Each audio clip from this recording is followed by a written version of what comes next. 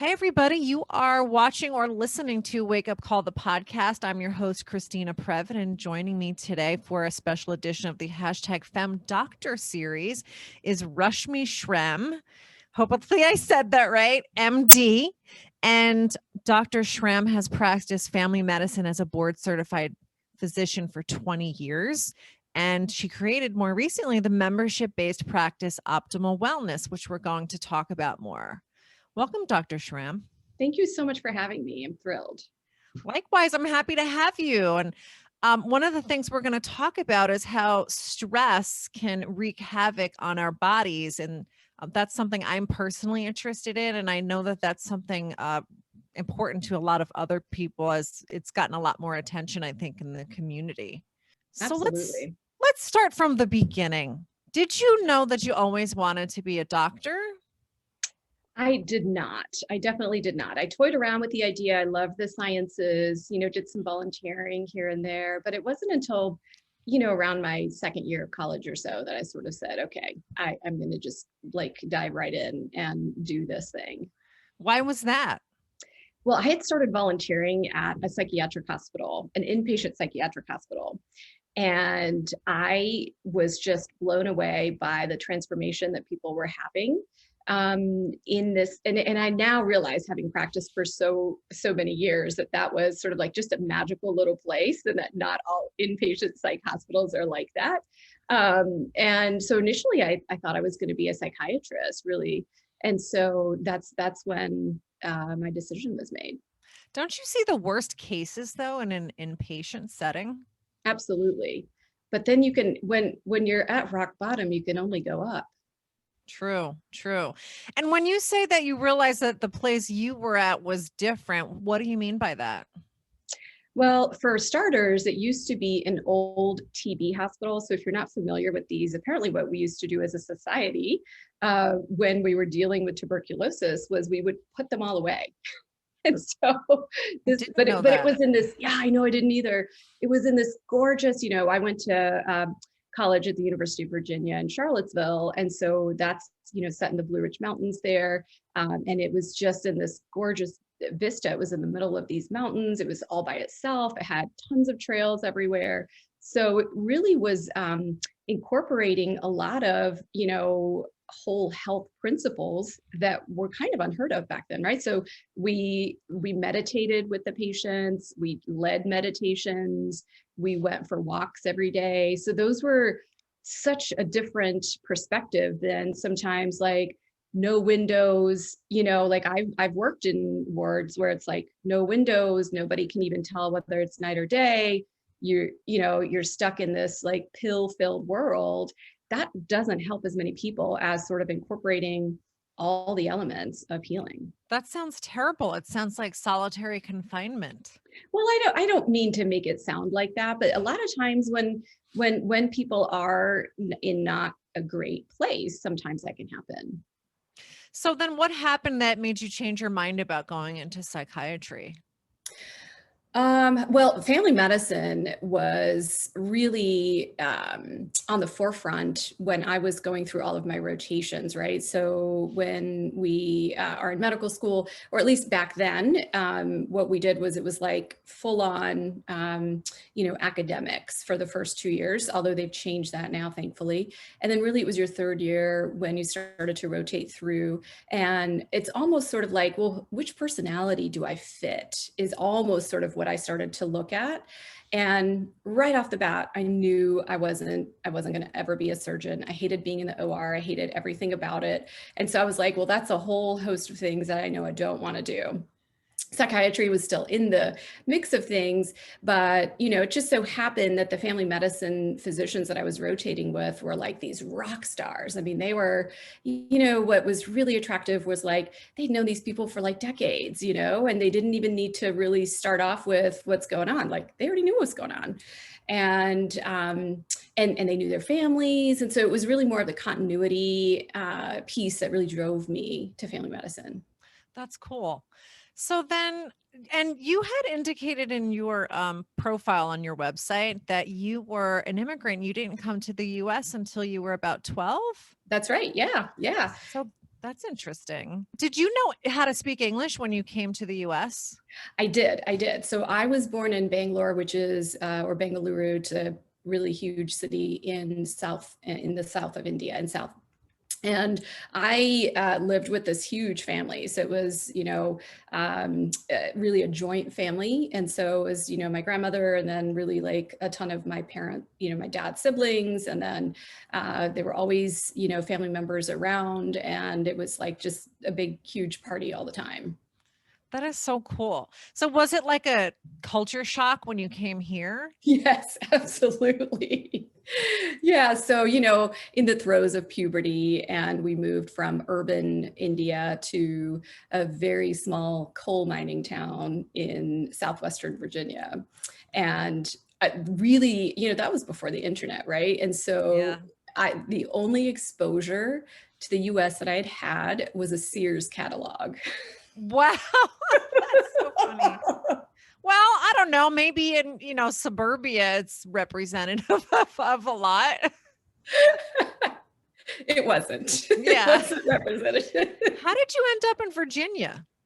Well, we had relatives there. So I have an aunt and uncle, and they sponsored my parents. And so they had been living there for several years. And so that, when you leave family, you go to family. Yeah. Yeah. I think that is usually how it happens. And have you been a lifer there? No, I went to middle school and high school there, and then I left to college and, med school and all that. And so I haven't necessarily been back except to visit. Where do you live now? I'm in Florida. I'm in Northeast Florida. Mm-hmm. Okay. So yeah. Okay. So you went further south. Yes. So tell me about your experience practicing family medicine, because I know that you and I have previously talked privately about some of the limitations of that. And, but tell me yourself about what that experience was for you. As a whole, it's an amazing, phenomenal experience. There's really nothing else like it, right? Because you end up forming these bonds with your patients and having these incredibly deep and long relationships with not just them, but their family members. And it makes things a lot easier as far as, the first visit is always like, who is she? What is she about? And then, year number 6 or 7 or 8 or 9, they're like, well, you're the only one I trust. What do you think about this? Or this specialist said this, but I wasn't going to do it until I talked to you. And so a lot of it is just built on trust and stability, and really focusing in on the patient and really working with the patient. And you felt like you got to do that for a period of time, and it satisfied that desire for a while? Absolutely. Absolutely. And then what happened? Something changed.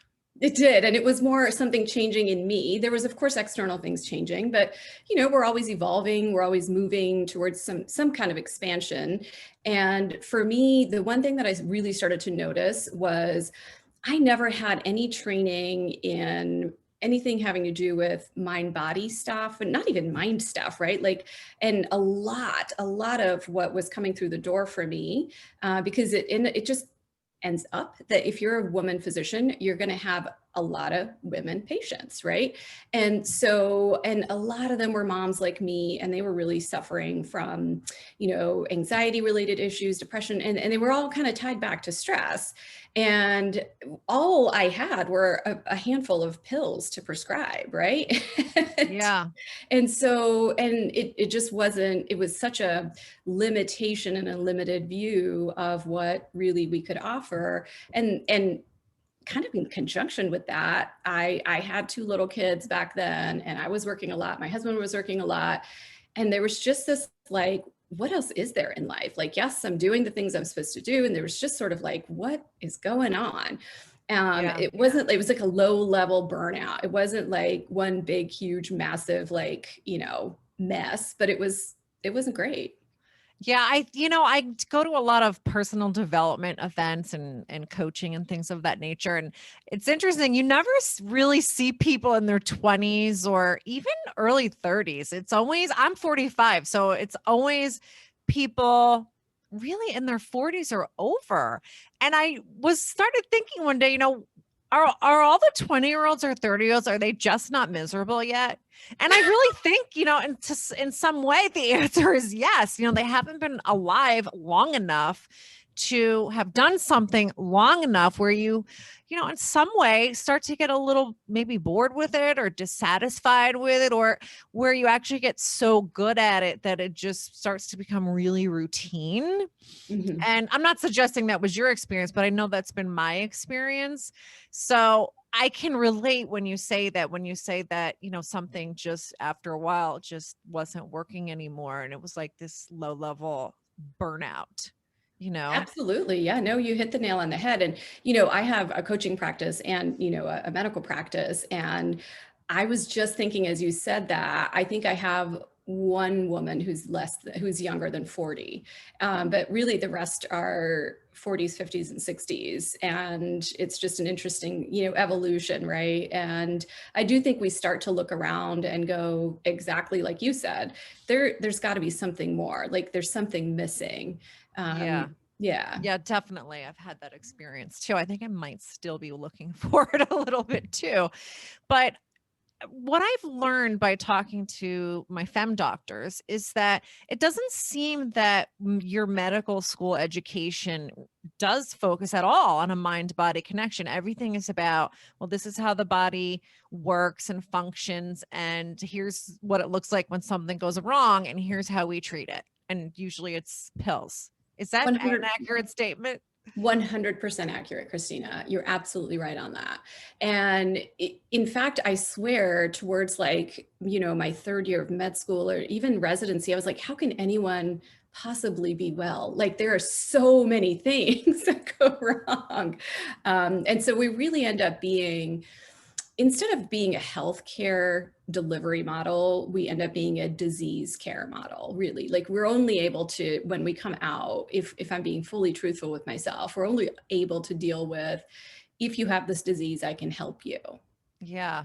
So it sounds like you're not doing that anymore. You kind of, well, actually, I don't want to jump ahead too far. I mean, it sounds like you started to focus more on your own personal life about the mind body connection. Is that true? That's true, yes. So tell me how you did that. I mean, did you kind of just start to look inward and find ways to manage your own stress? That was it, exactly. So I had been an intermittent meditator here and there, but really my evolution, I think, began when I started to meditate regularly. And that was, several years ago. And that's really when I think the expansion happened. And exactly like you said, when I started to look inward was really when the answers came. And what was your meditation practice then? Because I would imagine maybe it's changed since then. So what was it then when you started? It was very much, you're right, it was very different. It was very much so like a guided meditation. And I think that's always a great place to start because, our minds aren't used to just, being in silence. And so really just started with some very basic guided meditations and just really tried to have myself stick to it for a while. And for anybody who's listening who, like me sometimes, is like, I really want to meditate, but I don't have time. I mean, which does sound sort of ridiculous, especially when I say it out loud. What do you say to those people? Like, how can people just get started without feeling overwhelmed? Like, great, now another thing that I have to do every day. Yeah, absolutely. And this is something that that I talk to my folks about all the time. And I used to say the same thing. And sometimes if I let my ego take over, she also says, you ain't got time for this. Yeah. Yeah. and really, I think of it as getting time back in terms of finding. Okay, so just to like name what meditation is. Sometimes it can have all kinds of different connotations, but the simplest way to think about meditation is just going from activity into silence. Like that's just it, right? And so there are several phenomenal ways you can meditate. There's not one wrong way. There's not one right way. They're all valid.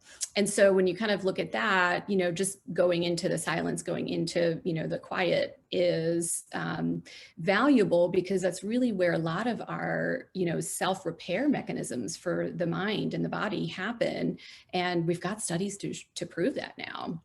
And so what can happen? Yeah. So I've actually read things that when you meditate, I don't even think you have to do it for very long. There's actual measurable differences in your brain.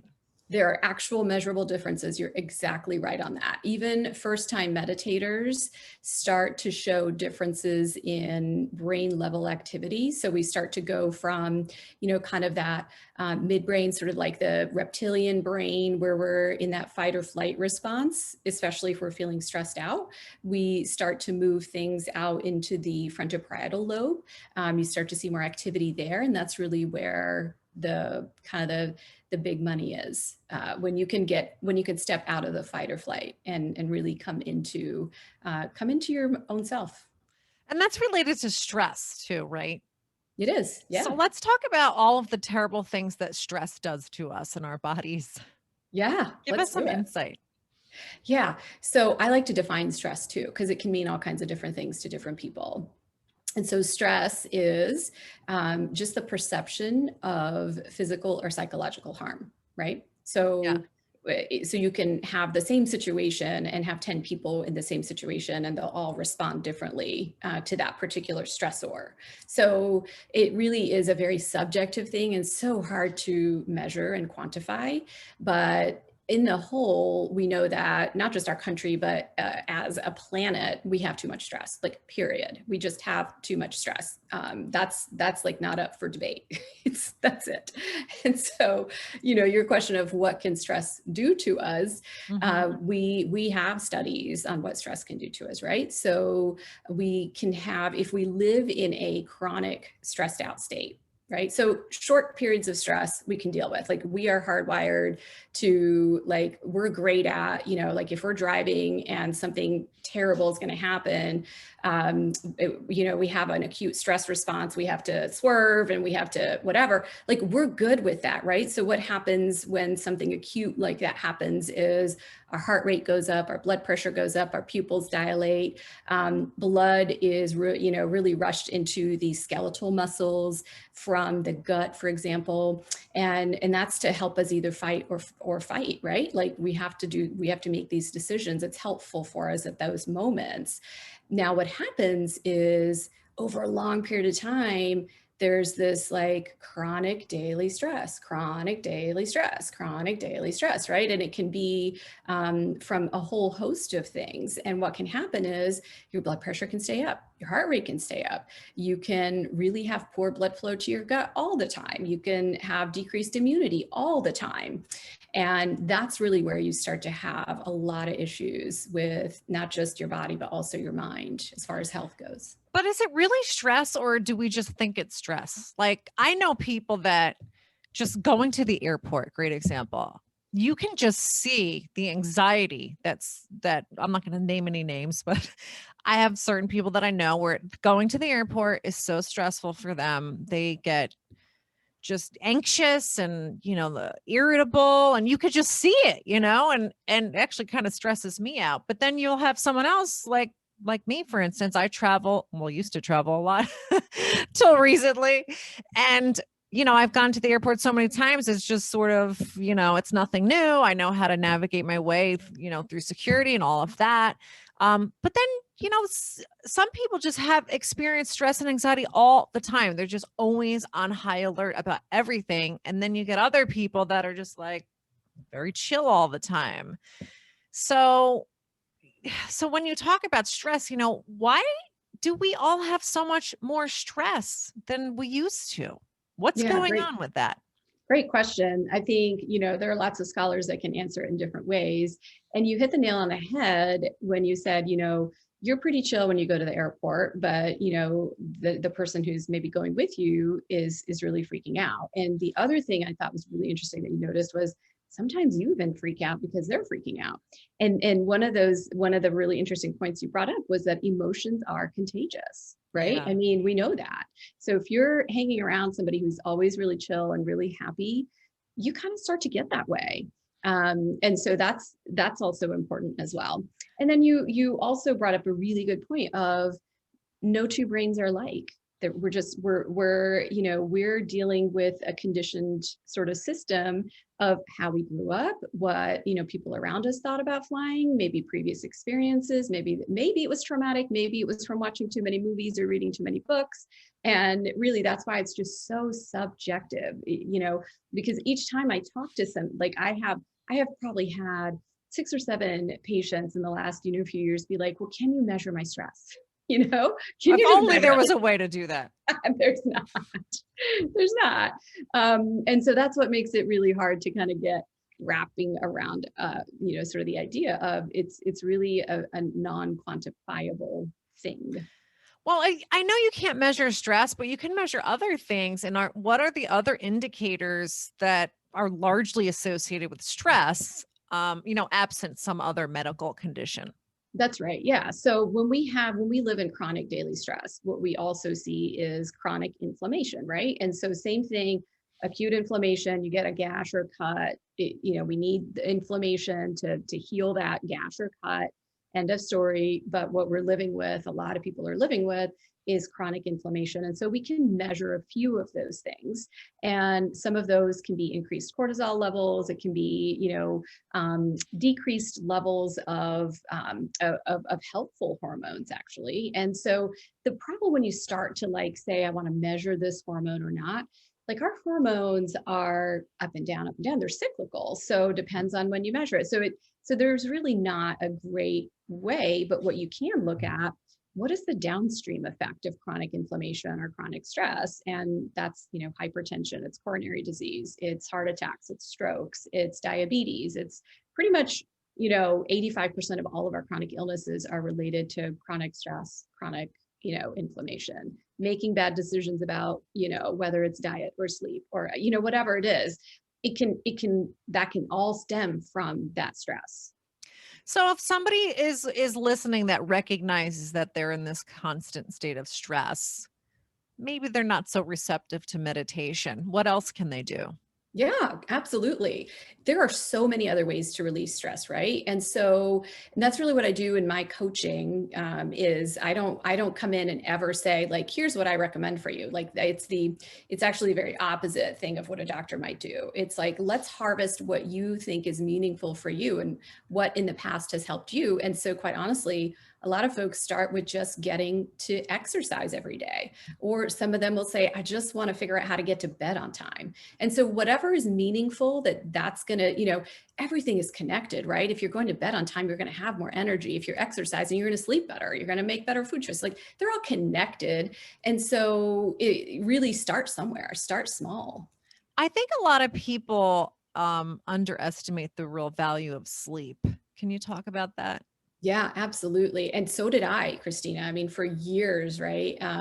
Even certainly going through medical school and residency, after I graduated residency, they created an 80-hour work week rule, meaning that you couldn't work more than 80 hours. But, during residency, it wasn't unusual to work a 36-hour shift and have, just a short period of time to recover and then do a couple more 36-hour shifts. I mean, it was just sort of sleep is for the weak was the conditioning that I got from that.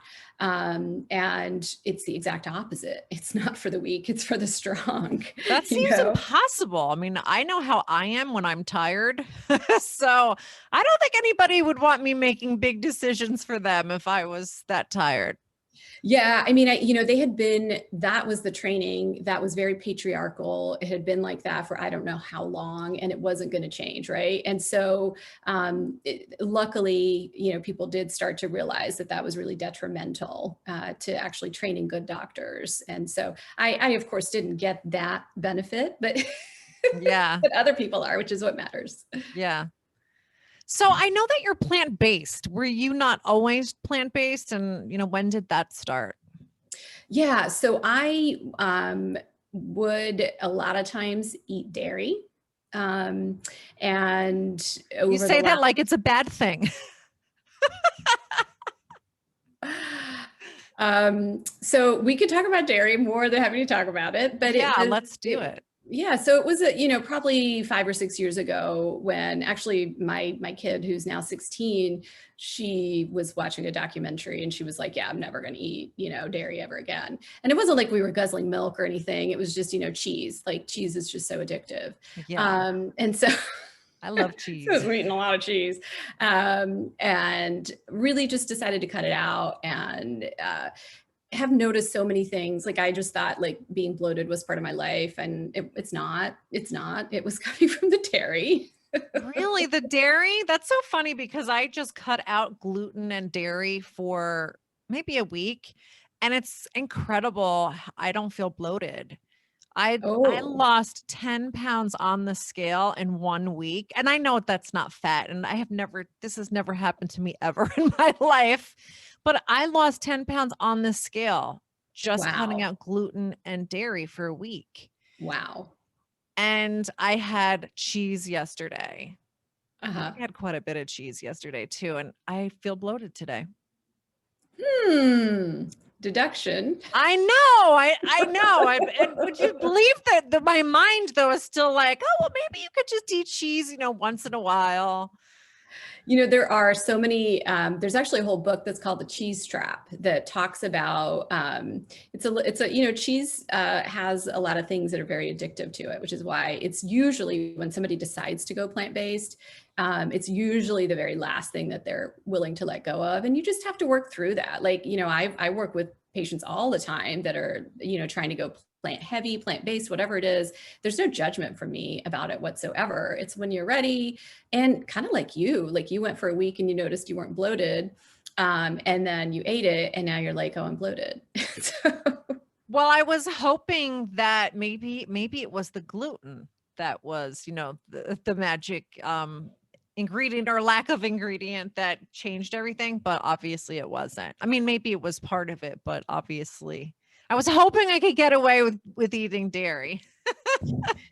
Well, Christina, there are a lot of plant-based cheeses now that to me taste almost exactly like cheese.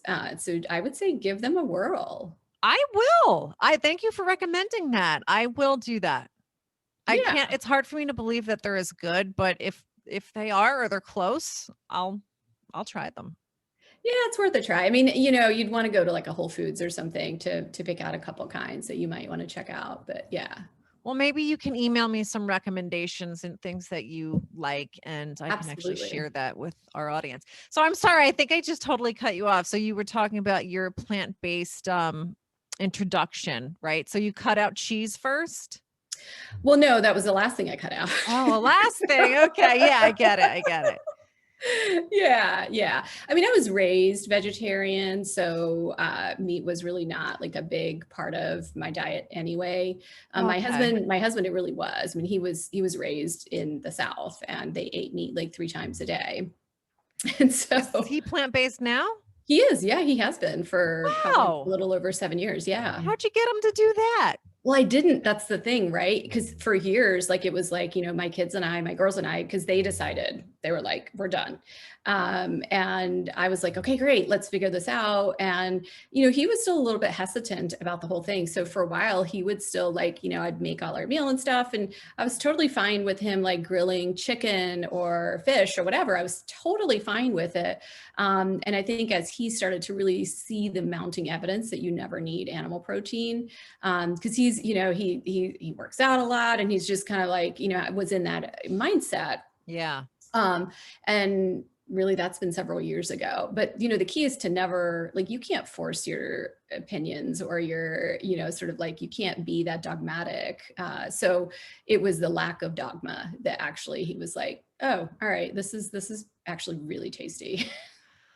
Gosh, I just can't imagine never having a burger or a steak again. Yeah.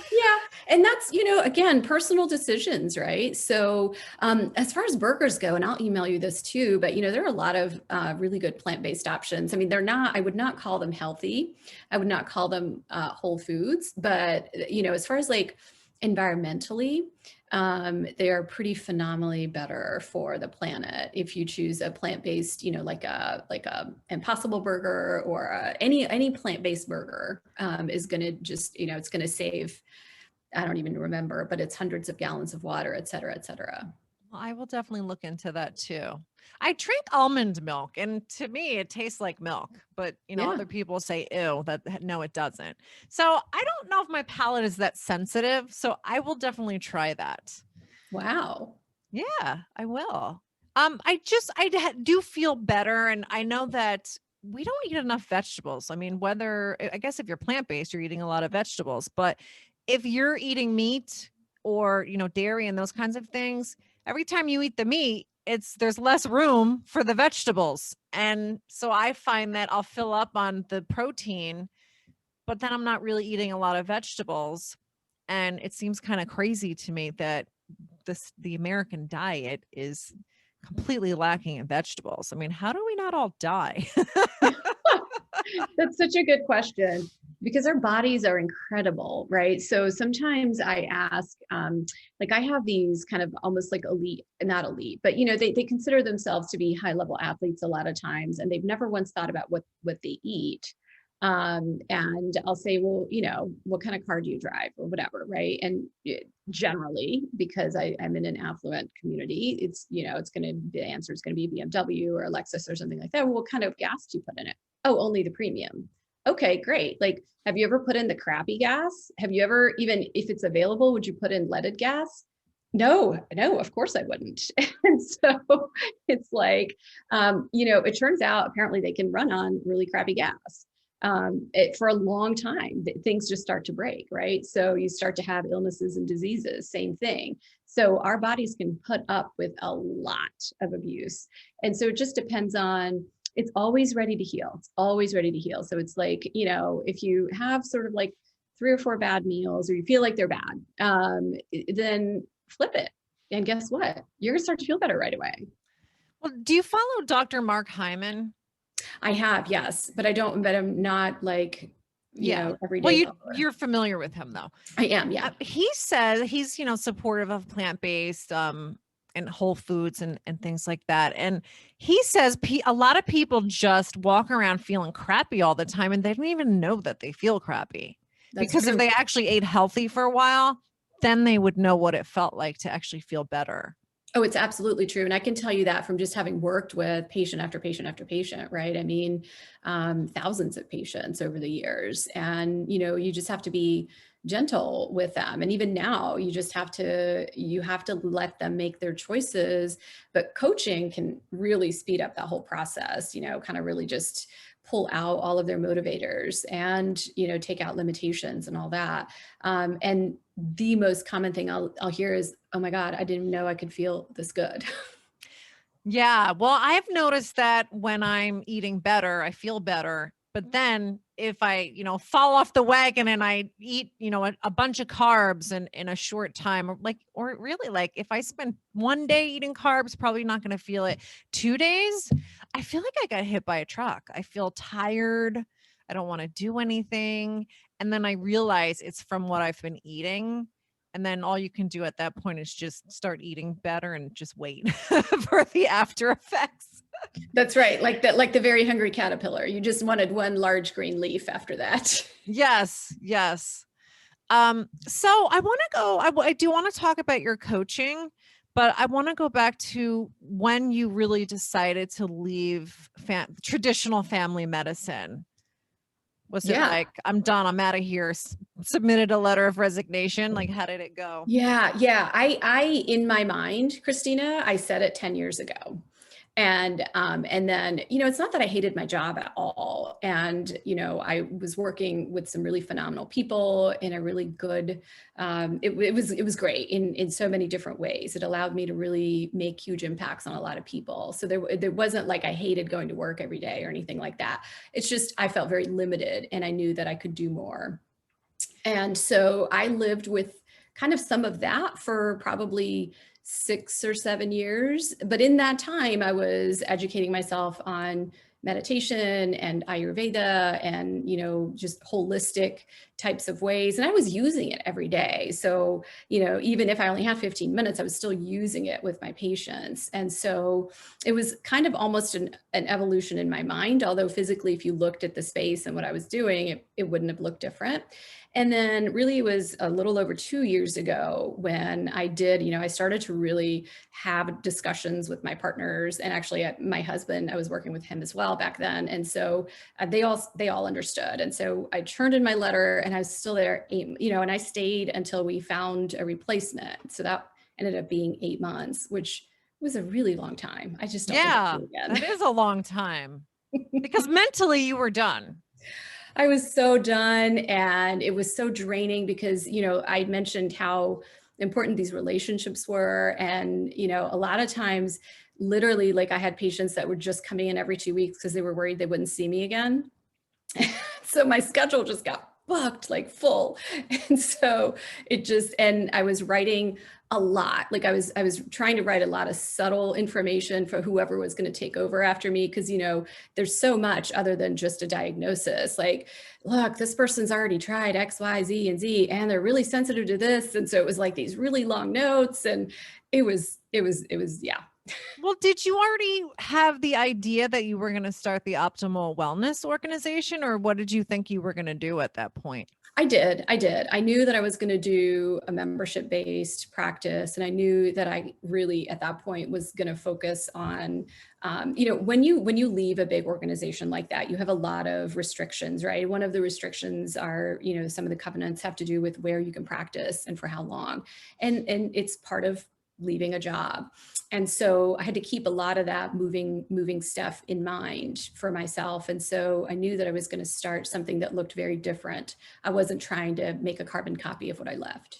So that's more of a business and legal issue. That's right. Okay. So you were starting something very different, and maybe now it would be a good time to explain what the optimal wellness practice is, because I know I've talked about it a little bit with you privately, but for our viewers, what is it? Yeah, so it's a medical practice, and they're in direct contact with me. My patients are in direct contact with me. So there's not like an office manager, and there's not like 6 layers to get through before you get to your doctor. There's also not insurance either. So it's really for people who decide to just invest in that relationship. And if you think about, insurance, they really, family medicine, primary care, they really don't pay very much for anything anyway. So it's really for, if you're going to go get a procedure, you need to have insurance. If you're going to, heaven's sake, go to the hospital, you need to have insurance. But for, what you look at, kind of what we do, you really don't need it. So if someone wants to come to you, they're going to pay out of pocket. That's right. So what about the people that would have wanted to follow you, and they might feel like, okay, well, I can pay for maybe, routine visits, but if something bigger happens, that would be really a significant cost, and I would want insurance to cover it, then they would have to go somewhere else. So, right. So I almost all of my patients now have insurance. So that's one thing.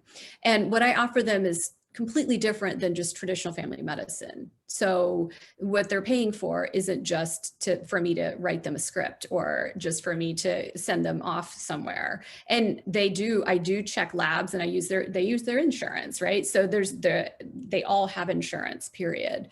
So this isn't about abandoning your insurance. It's about what can you use as a complementary to what you're doing already. And it's really for people who are just sick of feeling bad, and they're ready to start investing in themselves. And your website says that it's a membership-based practice. So it's not like if I get the sniffles, I'm going to come and, you're going to tell me I have a cold and I'm not going to see you again for 6 months. It doesn't really work like that, right? It really doesn't. I check in with them at least once a month, a lot of times twice a month. And a lot of it is just coaching too. And so they're developing goals. Almost all of the folks that are in my practice now, they either come to me because they're trying to figure out how to go plant-based. And it's always helpful to have somebody to guide them through something like that. And oh, by the way, I've got the sniffles too. Like, I can deal with that for you. That's not a problem. And in fact, I just did that this morning. So or they're looking, actually, I would say probably 50% of the folks in there now, they want some kind of guide for meditation and mindfulness. They've done the apps and they're ready to take it to another level. Yeah. So walk me through, like, if I came to see you and wanted coaching, like what would we How would we get started? Yeah. So right now, I really think 3 months, what I've found for sure is 3 months is sort of like the best time period. Now, sometimes people will come in for 6 months at a time, but it's a 3 month membership is sort of how I see it. And you would get 6 one-on-one visits with me. Plus I work, plus I do 2 different kinds of meditation and I teach that as well. So I'll teach something called Primordial sound meditation, which is a mantra-based meditation, as well as Yoga Nidra, which is a sleep-based meditation. So we really work off of what you're dealing with. So the first get-go before I enroll anybody is, let's see if they're ready to start this process, right? So they have to at least be in what we call contemplation. Like, yeah, you know what? Maybe I can do those things, maybe I can live with ease and joy. Maybe I can. Like, I need for you to at least see that for yourself to some degree. You don't need to know how you're going to get there. But if I'm talking to somebody and they're like, well, there's no way I'm ever going to quit smoking. There's no way I'm ever going to, I'm never going to quit X, Y, or Z. That's awesome. Like, fine. That's okay. But they're just not a great fit for coaching. So that's the first step. And then secondly, we sit down and we make a health vision, and whole health vision is not just how do you want to feel? It's like, where do you want to be? How do you see, it has to do with personal development, professional development, relationships, communication, movement and rest, spirituality, all of that is health. And do these people have to be able to see you personally, or can, someone in California? No, yeah, I'm doing everything virtually right now anyway with COVID. Okay, that's awesome. In your opinion, is it possible to have overall health and wellness if you don't have some sort of meditation or mindfulness practice? Is this a personal question? No, but I don't know. Maybe it's a hard question. It's just that, is it possible for someone to truly have optimal health if they don't work on the mind-body connection in some way? In my opinion, no. But here's the thing. It doesn't have to always look like you're in lotus position with a mantra, right? You can maybe you're a rock climber and that's your meditative period. So long as there's some experience, maybe you go for like 2-hour hikes in the woods, and that's your meditative experience. You have to have that, some kind of connection, whether it's to nature, the outside, some kind of grounding, some kind of connection to silence, to really be in your most optimal mind, body, spiritual health. Yeah. And I guess the reason I'm asking is because I know there's so many people that if you say the word meditation to them, they're just like, they imagine like what you said, someone in lotus position and, saying Om and wearing sandals. I don't know. They think, no, that's not my jam, but it doesn't necessarily have to look like that. So I don't know. I guess there's plenty of people that are healthy that don't do meditation, but maybe the word isn't healthy. Maybe it's really happy or satisfied. I definitely find that people seem to be more satisfied if they do have some sort of mindfulness practice.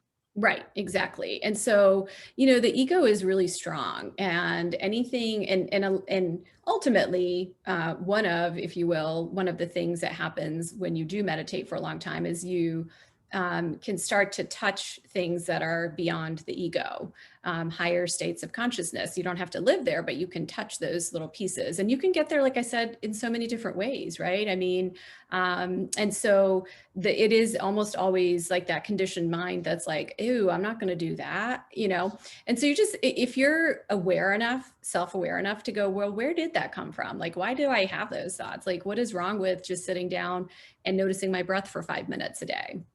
Yeah. And so really, so long as you're a little bit open to just sitting and noticing your breath for 5 minutes, for example, and you'll start to notice benefits right away. And then you can kind of, if you want to continue it, you can. Yeah. There's different terminology that I've heard used in connection to yoga and meditation and things like that. Could you explain to me what Ayurvedic is? if I'm I saying that will. right. You are, yeah. So Ayurveda is a full medical system. It evolved in India, we think at least 5,000 years ago. And it's literally the science of life. And I think of it as the original lifestyle medicine. And so Ayurveda is very much so steeped in meditation, and it's a consciousness-based health system. And so really we start to think of people as being unified, but personally different, obviously, from one another. And when you look at health and healing, ultimately, the ultimate goal is to be in tune with nature. And so, and they're different, and and it's, you can break it down into a bunch of different ways. There are doshas, which are your specific mind body type. And so you would be more prone to do X, Y, or Z, for example, or feel X, Y, or Z. And you actually would find faster healing if you did X, Y, or Z. So it's really based on doshas. That's interesting. And I saw something about Deepak Chopra. Did you have training with him or his organization? Yeah. That's really where all my training has been. And so both the Ayurveda lifestyle and the meditation teacher training. And I love him. Yes. Have you ever been to any speaking events that he's done? I have. I've probably been to half a dozen or so. I love them. He seems like such a personable guy. Like you could just sit down and have a normal conversation with him. For sure. Did you ever meet him?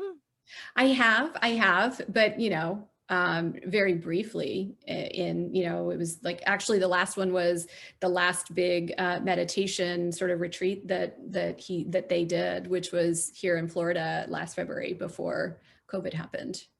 Oh, that's cool. I can't wait till we can actually start going to things again, because I'd love to go to one of his events. Oh, you'll love it. Yeah. And can you help me out a little when I try to be more, I liked that expression you used earlier, plant heavy, not plant based. When I think plants, I just think salad, but I know there's so much more you can do with it.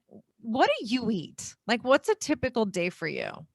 Yeah, for sure. So mornings are usually like oatmeal, like steel cut oats and berries and cinnamon. That's, generally what I eat.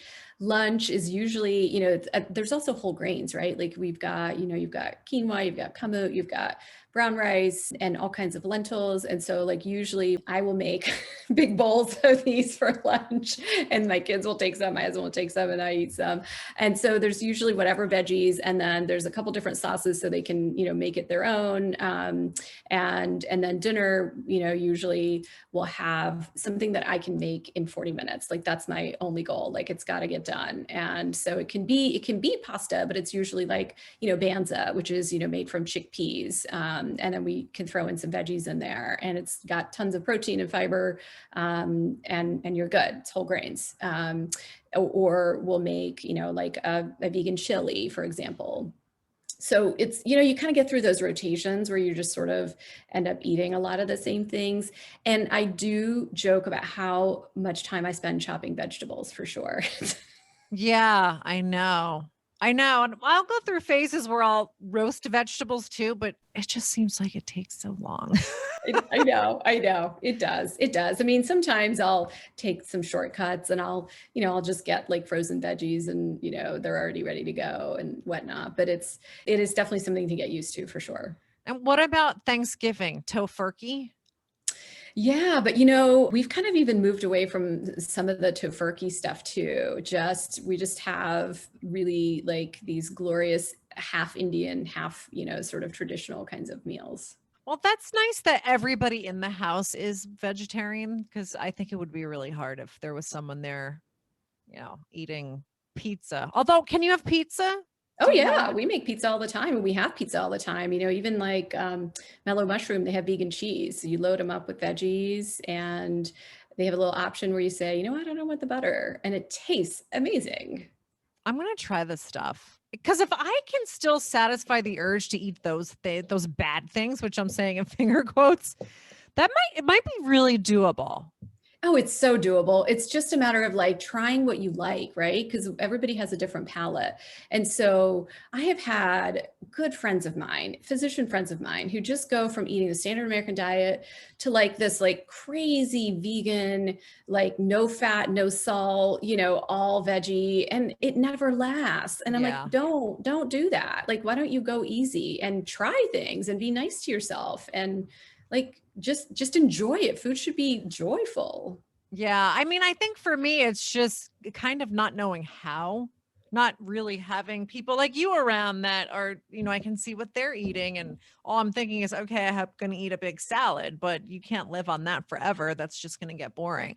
So maybe you should do some kind of cookbook or like plant-based eating guide or something like that.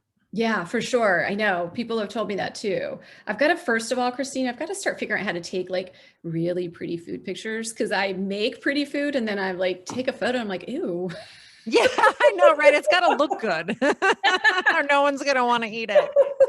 I find it's about lighting. And if you have an Yeah. iPhone, it's all about the filters, right? That's it. Yeah. Yeah. Yeah. I mean, I haven't given it more than 2 minutes thought, but it's definitely like, it is one of the most common things that I have discussions about with my coaching clients too. So, I still have a couple questions for before we wrap up. What would you like to see start trending a little more with medicine? I mean, I'm guessing more emphasis on mind-body connection, but I'll let you answer the question. Prevention, hands down, prevention, hands down, is really, before we get to all these disease states, we've really got to start very early and really start to kind of stop outsourcing our health. Like, stop outsourcing your health. This is your body. This is your mind. We really need to start to take control of that. What do you mean by outsourcing your health? Oh my gosh. So I don't have those kind of patients right now because of the way that I practice. But, in bread and butter family medicine, it was like, well, I don't want to stop eating my pint of ice cream. Give me a pill for that.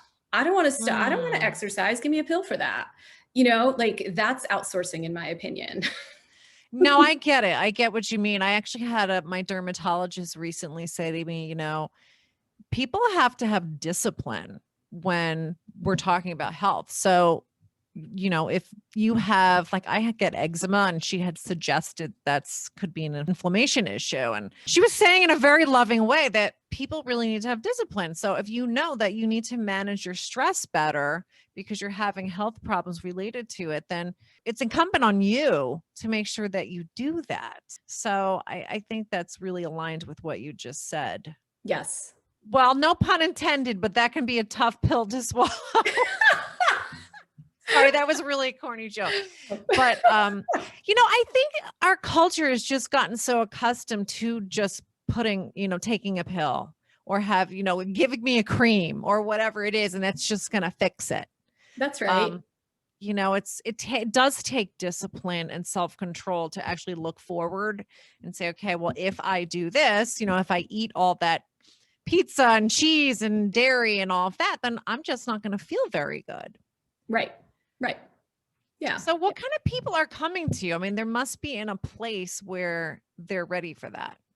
They are. I have just the most delightful set of folks that I'm working with right now. And, one of them is, she's a Broadway director. Obviously, she's not directing anymore. So she's looking to write. And so we're really working with her on removing some blocks and limitations to really help her escalate her writing. I've got folks who, like, I have a client who has had like a lifelong issue with anxiety and palpitations. And she's, at like 61 right now. And in the last 3 months, she is completely transformed with mindfulness and meditation. And, she no longer has these palpitations. They were thinking she even had AFib. I mean, she doesn't have any of those symptoms. Like, you can start to see these really massive changes in people's lives. And so it's almost all women. I have like 2 men in there, and I'm accepting clients right now. And so really it's just for anybody that's ready to get moving. Well, how can they reach out to you if they're interested in coaching with you? Yeah, my website, which is optimalwellnessmd.org. That's a great place to start. I'm on Instagram. I'm on Facebook, not as active, and I have LinkedIn, not as active, but Instagram's kind of my go-to. Well, that's how I found you. Yes. And you responded. That's why you're here. Yes. I was so thrilled. I'm so glad. I really enjoyed this. And, it's really interesting that the doctors that I'm speaking to, I'm seeing more and more doctors that are not accepting insurance. And I think that's really interesting. I'm hoping that we trend more in that direction or that it forces the insurance companies to change their practices, because it's pretty incredible that it does seem as though the insurance companies are the ones managing your care, For sure. saying you can't do this. You're not sick enough yet, which That's is right. not focused on prevention at all. You're not No. sick enough. You're not in enough pain to do that test.